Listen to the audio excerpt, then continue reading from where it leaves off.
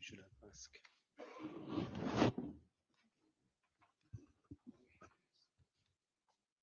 Good morning, everyone. So we'll start with a few numbers this morning as we look back on a weekend that are going to be remembered for a long time.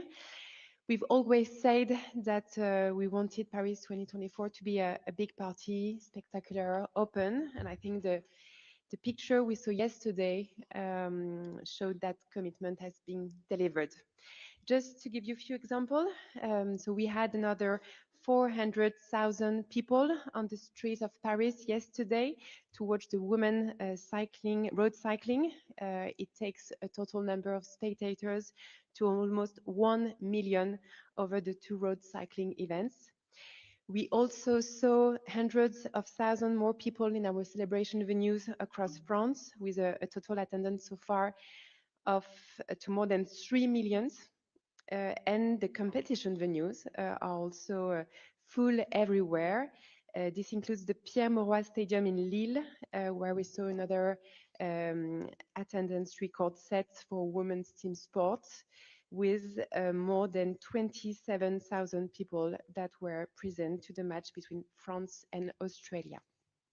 This is the biggest crowd if ever for women basketball in Europe.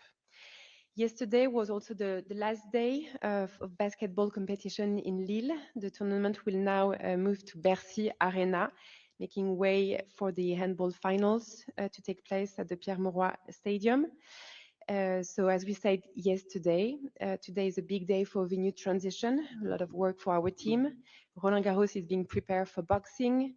The Grand Palais will switch from fencing to taekwondo, and the Invalides which has been such a beautiful host for archery, is now being prepared for the marathon events.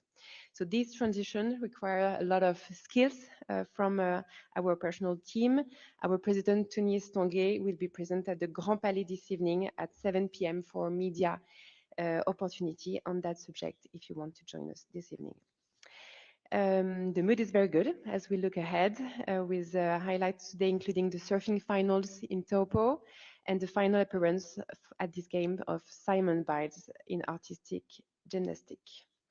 Speaking about athlete experience today, we're also looking forward to seeing more than 150 medalists celebrating this evening at the Champions Park. So I really encourage you to join us this evening if you had no chance to come to the Champions Park since then.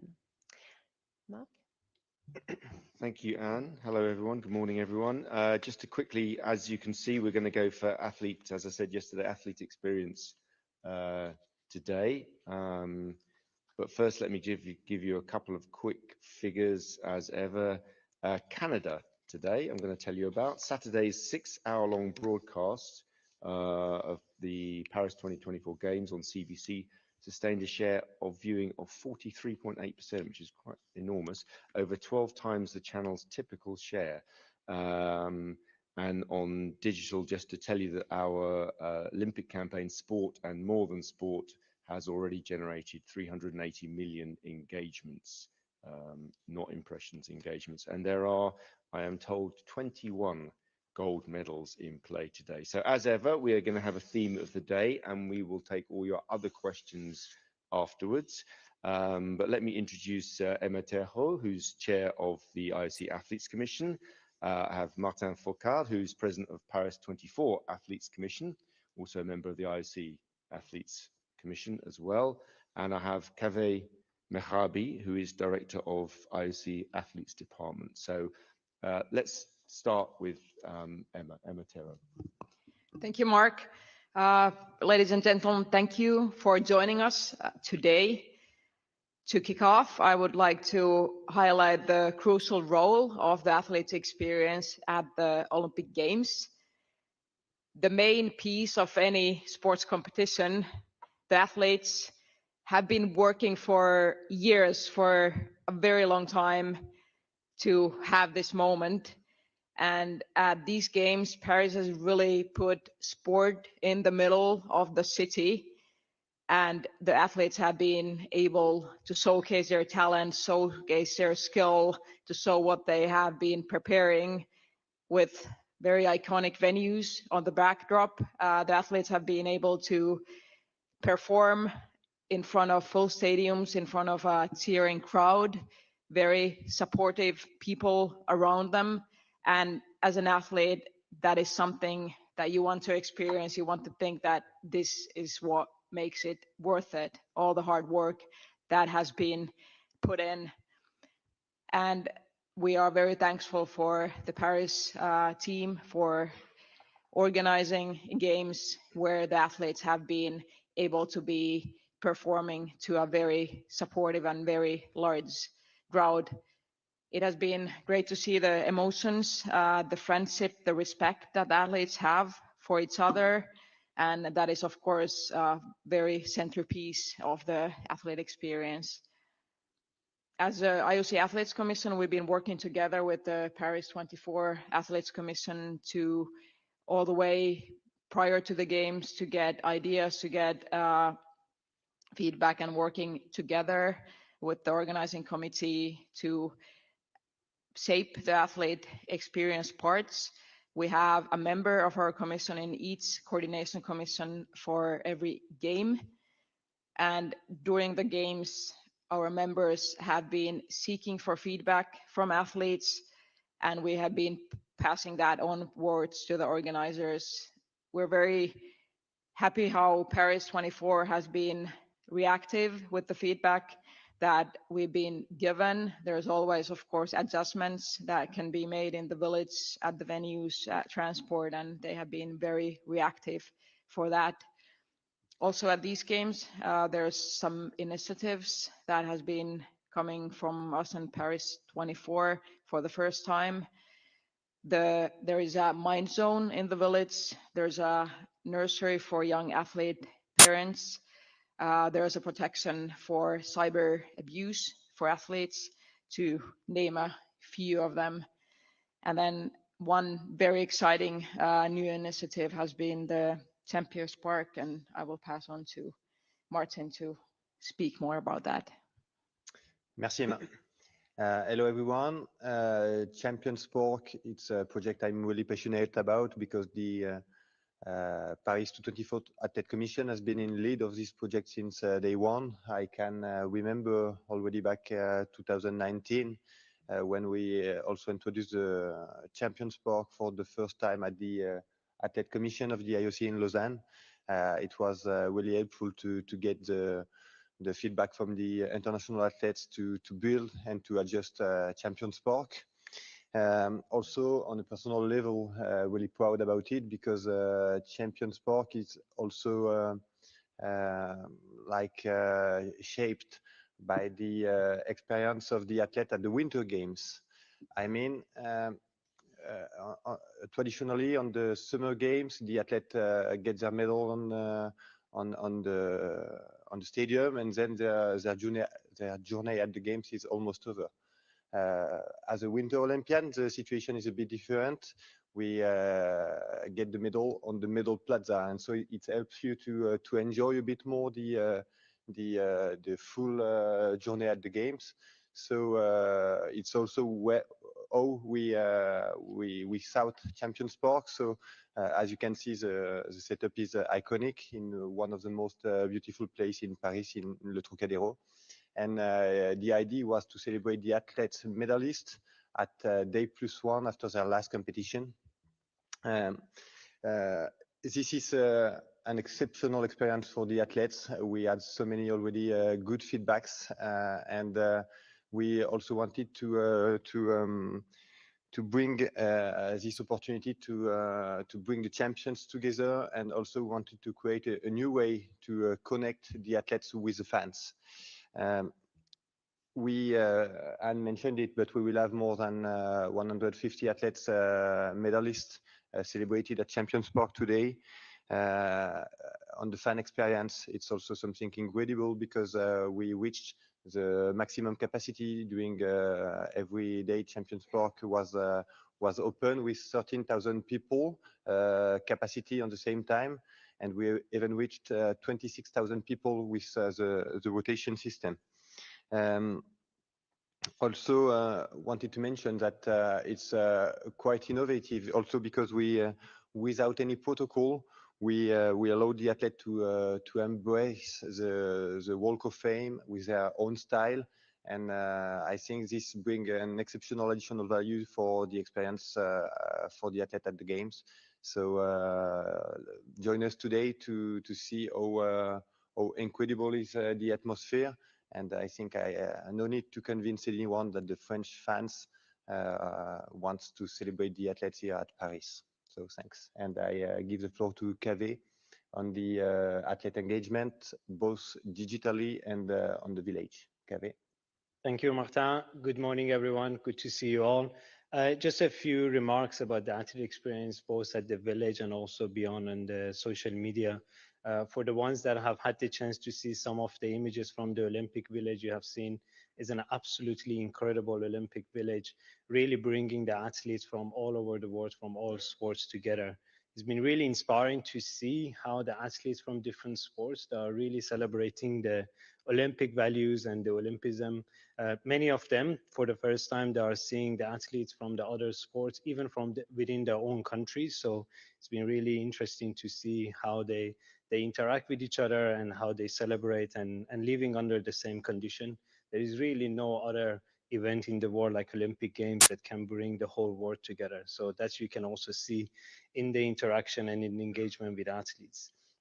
Also, we have Athlete 365 house at the village, where we also make sure that all the athletes are getting exposed to all the resources at the IOC, everything from the Olympic solidarity to different resources that is available to athletes.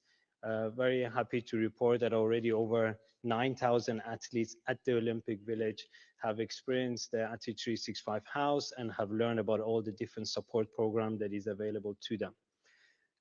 Emma mentioned about the nursery at the village, which we are very, very proud of. It's initiatives coming from the IOC Athlete Commission. So for the first time ever, there is a dedicated space inside the Olympic Village where the young parents, young athlete parents can book a space and book the space to interact with their young children. It's something very, very special. I'm sure you have already seen the interaction on the social media. Some of the athletes have shared the experience. It's really heartwarming to see the moments that they have been able to share with their children. And finally, just I did make a reference to social media a few times. I think we are in the era that everything is also living on social media, and sometimes a lot bigger on social media than maybe in the real life. We are very proud of two initiatives that we have implemented for Paris. First one is being for the first time ever, we have developed a dedicated mobile application for athletes. So the Athlete 365 mobile application where athletes can get all the information they need in a very friendly way for the competition here in Paris, but also again, all the resources that is available to them from the IOC, from our Olympic partners, and from the Olympic Solidarity. This has been truly groundbreaking because again, for athletes, they would like to have access to the information as easy as possible. The second thing that I want to mention is the opportunity that the IOC is giving to athletes in a very innovative way to give them the opportunity and empower them to share their Olympic experience with their fans. I'm sure you have seen all the content from the behind the scene and how they are sharing the excitement from the Olympic venues, from the training, from the village. This is something that the IOC Athlete Commission and the IOC marketing team have been working very, very closely for a number of years. And we are very proud that in Paris, this could be done because again, you can all enjoy the experience that they are sharing, the Olympic experience they are having. And we hope that, and we know that it will bring also a lot of visibility for athletes and it will help to raise their profile. So Mark, with that, that was our initial comments. Thank you. Thank you, Kaveh, Martin, Emma. Let's start with questions to our elected athlete representatives and director of athletes. Okay, let's gentlemen over here to start with. Question for Emma or Martin. Alain Mercier from France Jeux. What kind of feedback did you have from the athlete regarding the opening ceremony? Did they like it as much as walking on a full stadium? Thanks. Start. Martin, Emma, Martin. Yeah, thank you very much for the question. The feedback that we were getting from athletes that it was a moment that they got to be together with the team and the boat. The athletes, even within from one country, they might be a bit spread out. Everybody's going for the competition for training to have that opportunity to be there on a boat. They have support on the banks of the river, and that is something that they were very appreciative of, that they had along the way different things happening, and they were cheered by the crowd there, and they were also able to wave to other boats for other athletes, and that moment lasting for longer. So I think that's something that we got as a feedback from athletes. They were positive about it, knowing that it was a bit wet conditions, but that was definitely not the first thing that was coming up, but the experience that they had. Et donc, je vais répondre en français.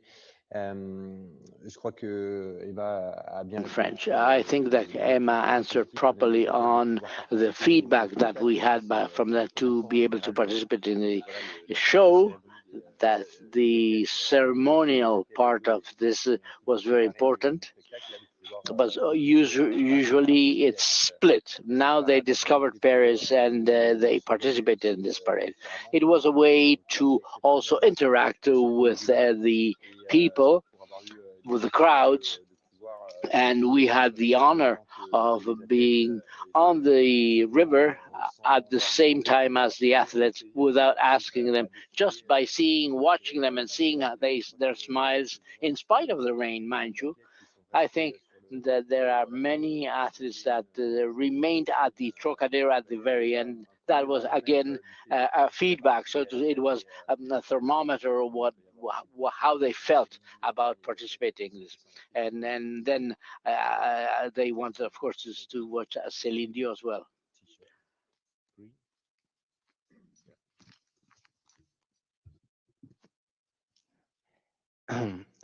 Rodrigo Matos from UOL Brazil. To Emma, you mentioned that you have some help for online abuse of athletes.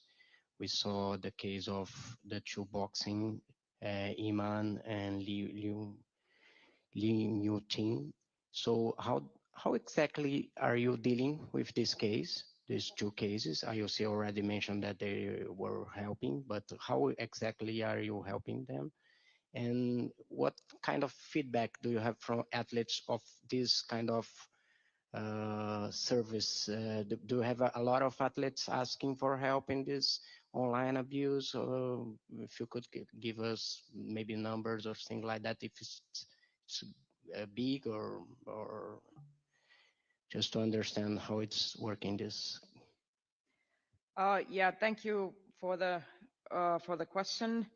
First of all, the Olympics are about respect and fair play, and it is very unfortunate to see the harassment for these athletes. For the online cyber abuse, unfortunately, with the increased there's a lot of very positive things about social media for athletes to be able to interact with the fans, but then unfortunately too, there can be a lot of harassment towards the athletes through social media, through different platforms.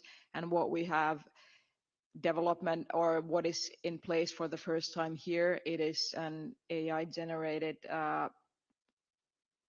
system that is blocking the harassing comments coming through the athletes, and if there's something very serious, it will be directed directly to the law enforcement, but it would be blocking so that the athletes would not be receiving those comments.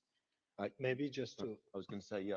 Firstly, I'll pass to Kavik very quickly. We had Kirsty Burrows here, the safeguarding officer. I don't know if you saw that, but that certainly, you can still watch that online. She gave a very long explanation of safeguarding, but Kavik. Yeah, thank you, Mark. Actually, you took the words from my mouth. So on the case of the two specific boxers, again, as Mark indicated, of course, our safeguarding unit and Kirsty Bowers are directly in touch with the two NOCs to provide all the supports that is needed to the two NOCs and their athletes. And then on the wider issue of the cyber abuse, again, just as a reminder, that service is available to all athletes. They are all included in that service. So in fact, they don't need to apply. So all the 10,500 or around 10,500 athletes here in Paris, they would benefit from the protection of cyber abuse proactively from the IOC. So in fact, they don't need to do anything to benefit from that.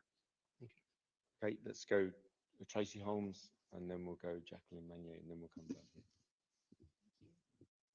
Hi, Tracy Holmes, Australian Radio Network Sports Ambassador Podcast. My questions to the athletes rep and also Kaveh, whoever wants to answer.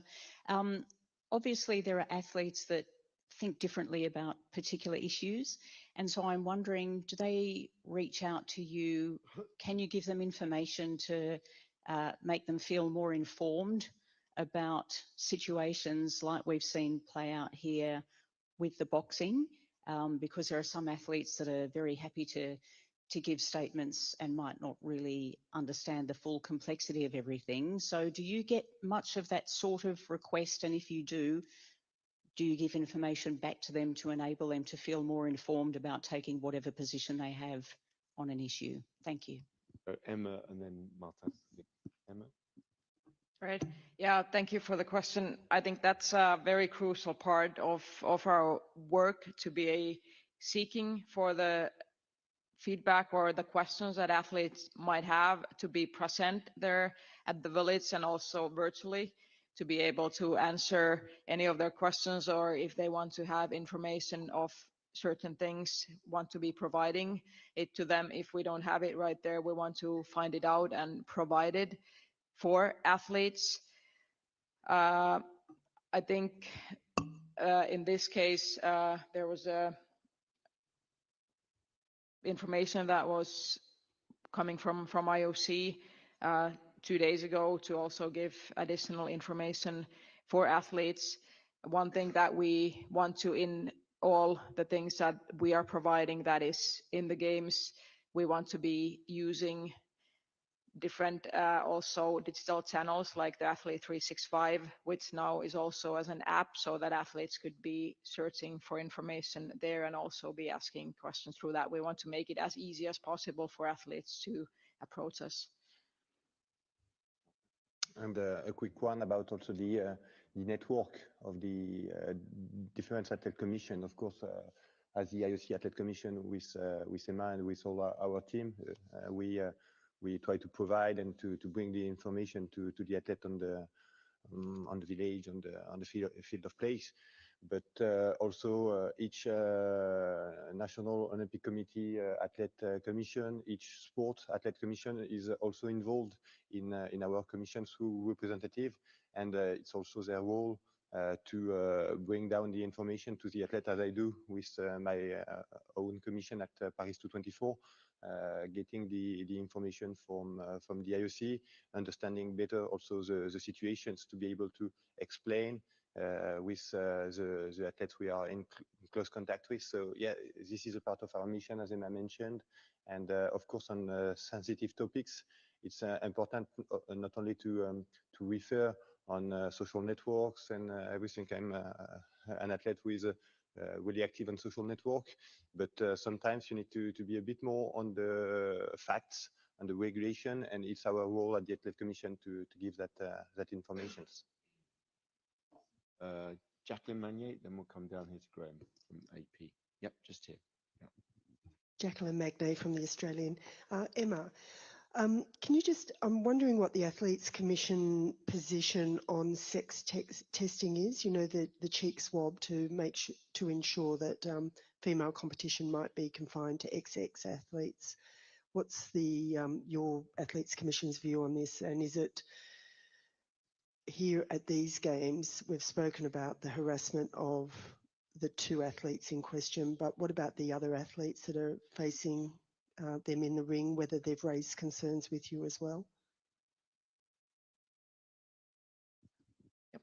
So I think, first of all, it's very important that the rules are clear and they're also available, and all the athletes already starting from the qualification phase know what are the rules, and then those need to be respected. And if those rules are respected, then it is a right for the athletes to be taking part. And then it's a bigger picture than discussion on if the rules are changed in any occasion. But I think our position is that it's important to make sure that everybody is aware of what is there already starting from the qualification phase.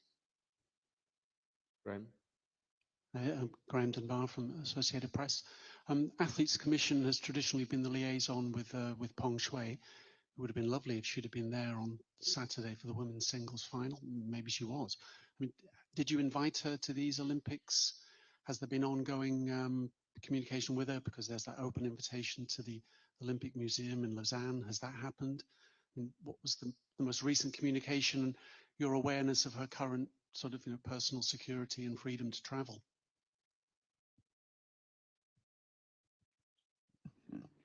Yeah, I'm happy to take it. I think the communication has been going with Peng Shuai for a number of months. And as you know, she was also there at the Beijing 22 Olympic Winter Games. She has also asked us for some privacy. I think all of us, we are entitled to choose in what manner and what fashion we would like to interact. So she has also been asking for some privacy, but as you indicated, the invitation still is there and the invitation is open. If at any point in time she chooses to take that invitation, the invitation is still there. Okay, gentlemen over here. Yeah. And then Wakako, and then we'll come to you, sir. Good morning. Thierry Wilmot, Belgian daily newspaper Le Soir. I have a question about the withdrawal of the Belgian team for the triathlon this morning. Do you have any comment about this situation, maybe from the IOC and also from Paris 24, and maybe coming also from the athletes to know if they are considering that the situation was in good hands and handled in a good way? Maybe Anne take that first for Paris 24, and then we speak to the athletes. Yeah. So you must have seen the statement issued by the Belgium National Olympic Committee regarding the health of the athletes, and they've corrected inaccurate information that was reported in the media regarding her health situation. So we don't have any more comments on her health situation. We will definitely seek regular information regarding her health state, but otherwise no comment on the decision taken by the National Olympic Committee. Martin, maybe a good athlete. En français? Ouais. Non, mais d'abord, souhaiter bon rétablissement à First of all, I want the athletes to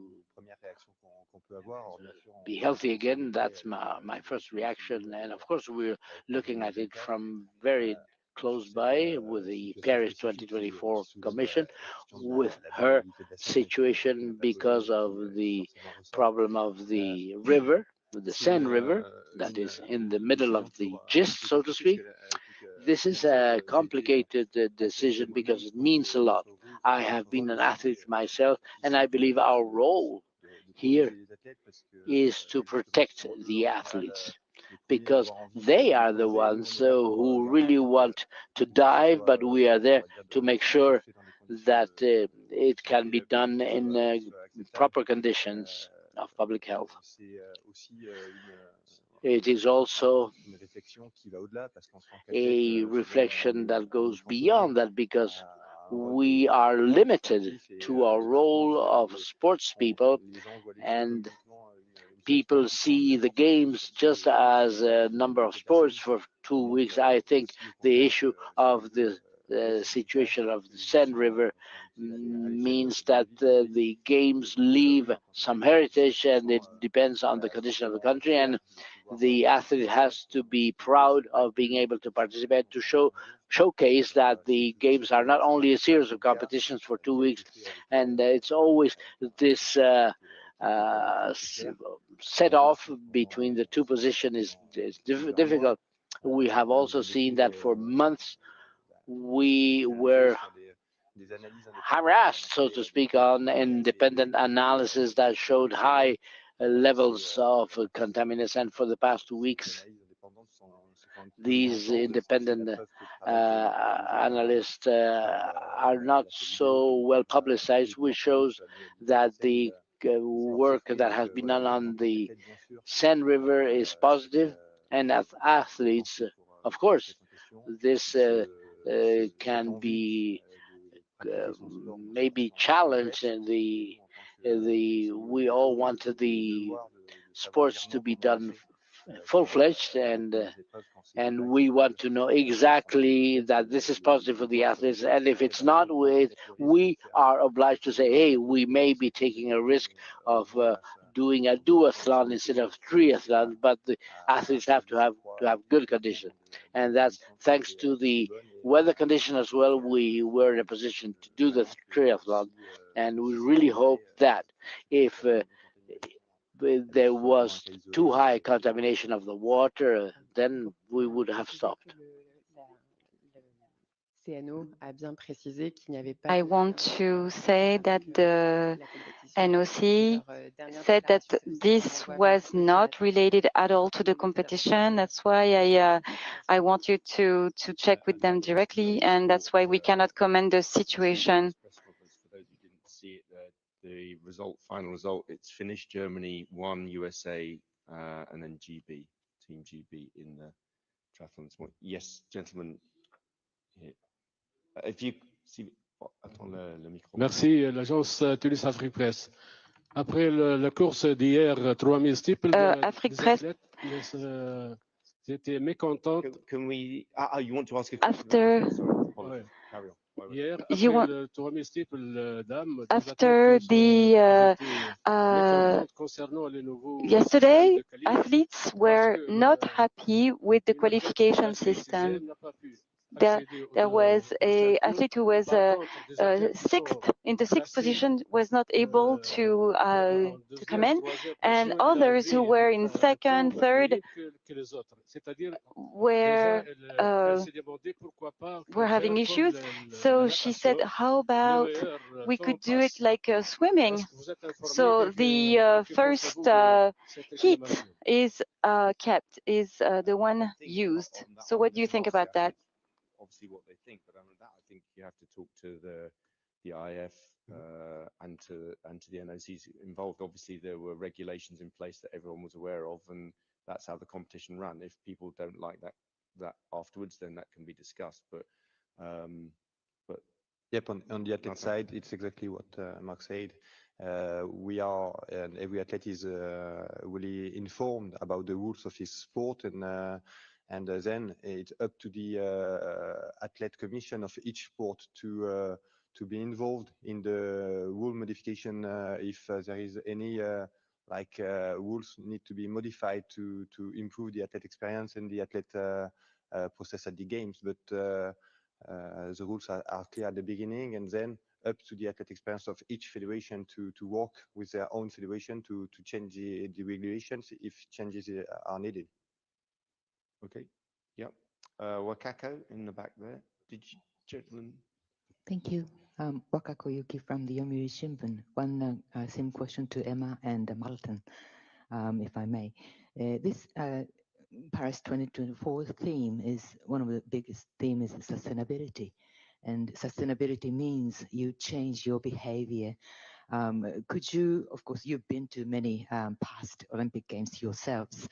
Could you tell us what are the difference that athlete would experience? For instance, at the village, whether or not to have air conditioning or tap water, or, well, some Japanese athletes complain about longer distance walking. But anyway, could you tell us how it is different and how athletes are adapting to it? Any feedback from them? Thank you. Emma, do you want to start, and then Martin? How the changes you see here? Yeah, Thank you very much for the question. Of course, first of all, the sustainability starts from where the games are planned and how they are organized. And a big thing is that there's no venues that won't be used afterwards. So not necessarily building is a huge part of the sustainability. And here I think we have seen how Paris have been using what they have here, that there's the swimming venue that will be used very much by the population afterwards.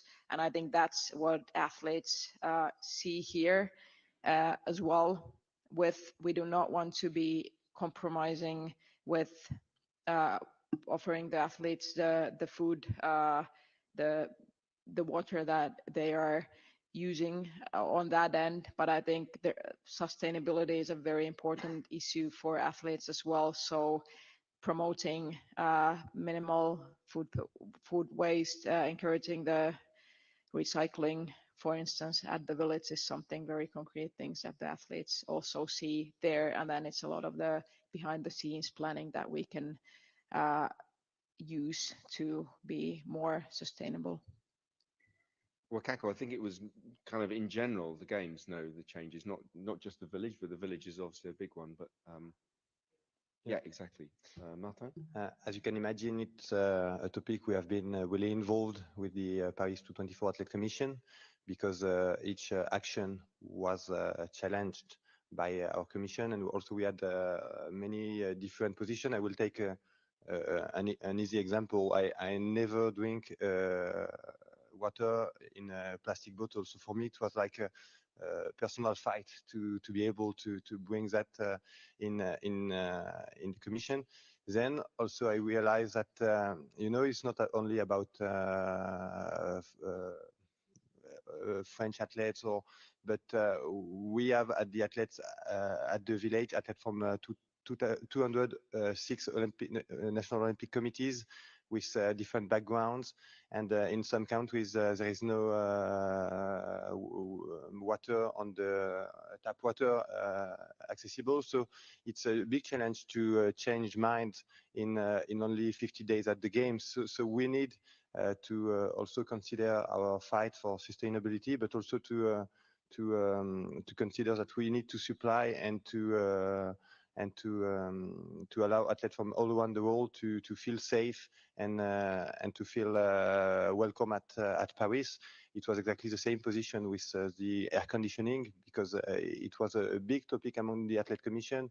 One we spoke a lot.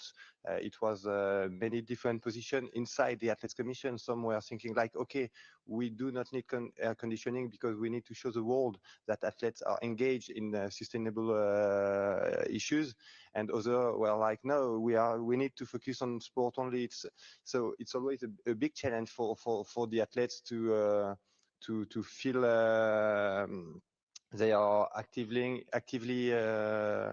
participating to that movement, but also considering that it's a or sometimes the more important day of their life. So I truly believe that what we bring here in Paris on water, on food, on transportation is really a strong position from the Paris team on sustainable development issues, and of course then we had to do some compromises on a few topics, because we needed to supply athletes from all around the world with their own specificities.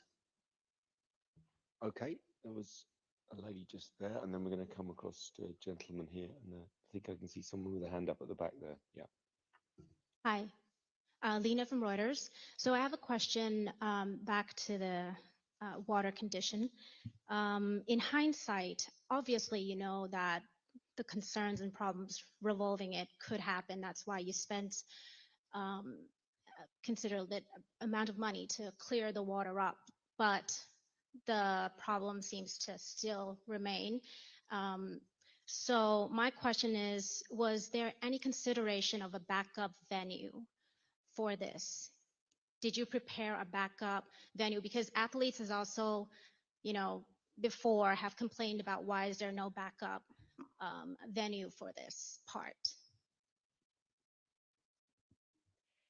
So regarding the triathlon, as we have contingency plan, and regarding the fact that the competition can also take place as a duathlon, the decision was taken, and regarding also the improvement that you've mentioned, the decision was taken to stick to this venue. Regarding swimming marathon, we've decided to have another venue as a backup regarding the fact that there are less options in case the level of the water quality is not aligned with the requirements. Okay, we're going to go, yes, we're going to come all the three down here. So you start with the lady here. Yeah. Bonjour, Agence France Presse, Déborah Clos. Je continue sur le même sujet, simplement une question pour Anne. Sur To continue on the same topic, it's for Anne. On what basis did you make that decision yesterday? You referred to prospective analysis in your communique. Usually you use a bacteriological testing that is taken within 24 hours. So I would like to know how you made that decision at 7 p.m. yesterday. Well, reading the trends regarding based on the weather forecast and based on provisional forecast, the International Federation decided to anticipate the decision. It was also based on the request by athletes. They wanted to have a better visibility on the event, and in this regard, the World Triathlon made that decision. So a statement was sent, all the information was communicated on the conditions for this competition, and we will also send the results at the results that we obtained this morning as of tomorrow morning. Question for Mark, Steve Scott from ITV News. Mark, just to pick up where you left off yesterday, if you could clarify something for me. I wondered, the letter from the IBA that you received, if we accept for the purposes of this conversation that the protocol and good governance was not followed, nevertheless, were the tests on the two boxes carried out by a reputable agency or an accredited laboratory? In other words, if you put the protocol aside, were they credible tests? I'm unable to tell you that because I'm not a medical expert, so I can't help you with that one. Just one. But you can, by the way, you can put that question to maybe to our team, and I can find out an answer. But I can't tell you if they were credible or not credible because the source from which they came was not credible, and the basis for the questions was not credible. So therefore, for the test was not credible. So therefore, I'm assuming that I wasn't involved in the process, but I'm assuming for that reason there was no consideration of whether they were correct or not correct because they didn't have any bearing on the eligibility for the boxing competition here. Just one more. Have you, during these games or even before, given the disqualification of these two boxers, had any formal representations or informal representations or complaints from NOCs here about their inclusion? Not that I know of. As I say, as I said many days before, these athletes have been competing in senior competition for 6 years without any issue. They're eligible to compete here and they've competed here. I'm not aware at all of any representations that we've had, Steve. So, okay, lady at the back there. Robin Doolittle from the Globe and Mail.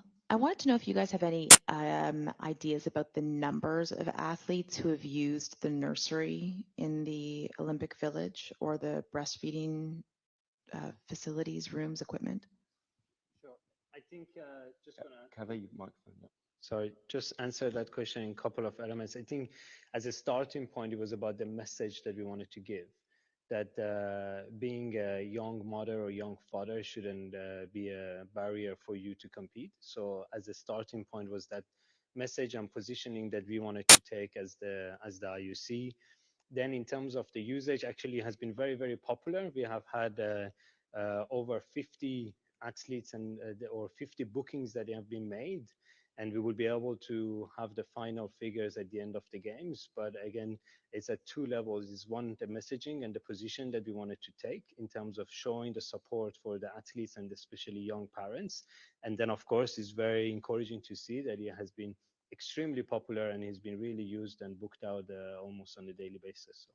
And the idea is that the kids are staying outside the village and can come meet mom or dad who are staying in the village and play for a little bit and then they head out. Exactly, that's the purpose. Is for a day visit. The booking has to be done through our platform, ATH365 platform. The guest pass will be provided by the National Olympic Committees.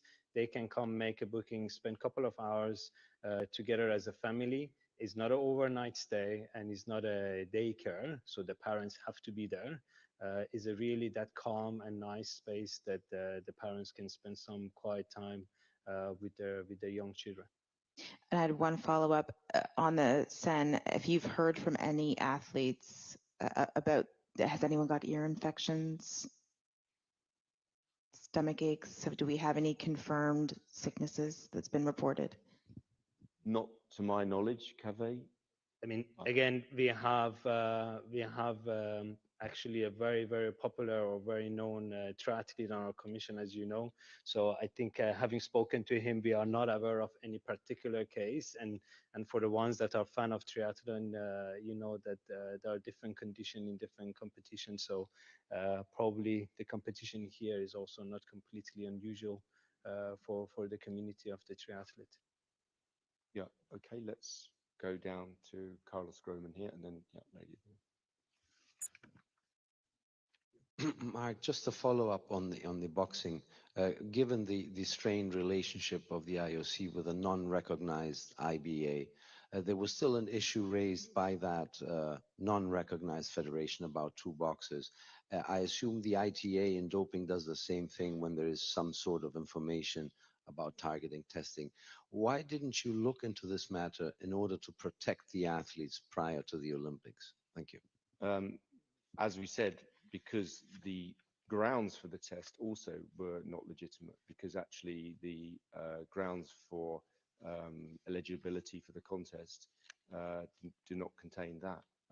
Whether other inquiries were made or not made, I'm not aware of that personally. I can't tell you about that, but the issue was, and the issue remains, that these women were eligible for this contest and remain eligible for this contest and competed in this contest. So yeah, before we start going around second ones, yeah, gentleman here first. Bonjour, André Fontenelle, Folha de São Paulo, Brésil.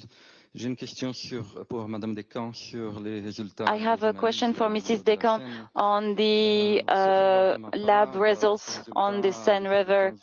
For me, these results from, we haven't seen any results since July 15th. And we saw a plan of security for the opening of the ceremony, and we saw that we were told by the prefecture that NGOs were allowed to take part. It was they said there should not be any exceptions and to allow people to come onto these zones. We will, of course, be completely transparent on the analysis results. However, we have to say that you are not fully transparent, because I believe that the mayor only gave a few statistics 2 days before the competition, and you're giving few. So will we have at some point results of the lab results a day after day or the day of, whether it's on E. coli or other lethal bacteria? I would like to explain the Paris City Hall gets results on the water quality on a regular basis, and it's been going on for several months. And now on the swimmability, the results of the analysis are not the only criteria to that are used to decide whether or not a competition will take place. It's a group, it's a various set of measures. That is why the only analysis of the results is not the only factor that will justify whether or not a competition can take place. That's why the World Triathlon shares the information with the athletes, and they are the first to know, they are the first concerned. So this is an analysis that has to be read by the wider public. So we have to, take that decision based on various factors. So of course we share some results with the athletes, because if you want, however, the lab results are not the only factors that motivate the decision. And we were transparent for the 2 days of competition. Jay Busby, Yahoo Sports. Mark, I'm trying to get a little clarification on eligibility for boxing, for any boxer. When the IOC severed ties with the IBA, it fell to the Paris boxing unit to administer the boxing competition. The rules of the Paris boxing unit, say that it is up to the national Olympic committees to determine the eligibility of boxers. So is the final say on who is eligible with the NOCs, or does the IOC have any administration at that point for this specific Olympics? It would be the IF that finally decides, in which case it would be the boxing unit. But we published, when we first started, the eligibility rules, which you can find, and I've referred people to it before. There's 8-10 pages of the eligibility rules. In the end, it's the IF, which in this case is the Paris boxing unit. Okay, gentlemen, further back, yeah. Hi, Jonathan Crane, Deutsche Welle. There was a report overnight from Germany about fencing fights being manipulated before the Olympics, Olympic qualification. Obviously, there was also reports before the Olympics in the US. I was wondering if the IOC is concerned about this, whether it has faith in the referees in the fencing events, and whether it will call for an investigation. At this stage, I think this is a matter for the IF, International Federation, to look into. I understand there are no issues at the IF level, but obviously if that gets raised further, then that may eventually come to us. But at this stage, it's still at the federation level, and at that level, I understand there seem to be no issues. But that's as far as I can talk. Yes, sorry, there's a lady here who's been waiting a long time down the front. No, here. Sorry, I forgot you. Apologies. Hi, thank you. Marta Pascual-Gianola from the Sydney Morning Herald and The Age. This is a bit of a follow-up question on Kirsty's sort of explanation of the AI harassment protection the other day as well. Has the IOC made any reports to law enforcement in relation to harassment or otherwise online of athletes, particularly in the context of the very toxic debate around the boxing online? And obviously within the bounds of athlete confidentiality and privacy, are you able to elaborate about maybe the nature of some of those reports, if there's been any? Answer to the last question, no, because obviously this is it's all confidential. Safe to say, again, I won't talk about specific cases, but safe to say we are in contact in general about any harassment cases, and when egregious cases arise, they are referred to the law enforcement offices. But I won't discuss specific cases. Anyone want to add to that, Kavi? No, I think grounds cover exactly. Okay. Don't think you've had a question yet. So, gentlemen, yeah, from Reuters, I think. Hi, Jean-Pierre from Reuters. Follow-up questions for Anne and Martin, because Martin, you mentioned that NOGs, didn't say anything about the water quality since the game started, but as my colleague over there mentioned, nobody has access actually to the Seine River to conduct independent testing. So I wanted to ask Anne, if there's still a possibility to do independent testing. And the other question is, did the two athletes, because there was also a Swiss athlete, actually test positive for E. coli? Not that we'll jump into conclusions. We can get E. coli from food poisoning, etc. But did it test positive for E. coli? So regarding the conducting of independent tests, as far as I know, everyone is able to organize tests along the River Seine. It's an open area, and we've seen from a previous situation that tests have been undertaken. What I want to state is that we have a very, very rigorous process on our side, with also different laboratories that are used in order to have several measures, and that everything is doing in a transparent way. As the athlete have just been communicated the results, so they had the result previous to the games, but a statement was issued to them in order to have all the information. I can just read to you so that you have the same level of information before you ask me another time the question. So I'm just gonna read why the World Triathlon shared to the athlete. So it's quite long, sorry for that, but you will have all the context to answer your question. So as communicated yesterday, a meeting took place on the 4th of August at 7 p.m. to review the latest water quality results and respond to the request from teams and athletes to provide more time to prepare for the upcoming mixed relay competition. So this was an important request from the athletes. During the meeting, World Triathlon confirmed the mixed relay would go ahead on the 5th of August at 8 a.m. This decision was taken based on the results available yesterday, which confirmed that Seine water quality level at the triathlon venue continued to improve, as well as forward-looking analysis, which indicates that water quality will be within the level acceptable by World Triathlon on race day. This decision was ratified this morning by World Triathlon based on the following factors.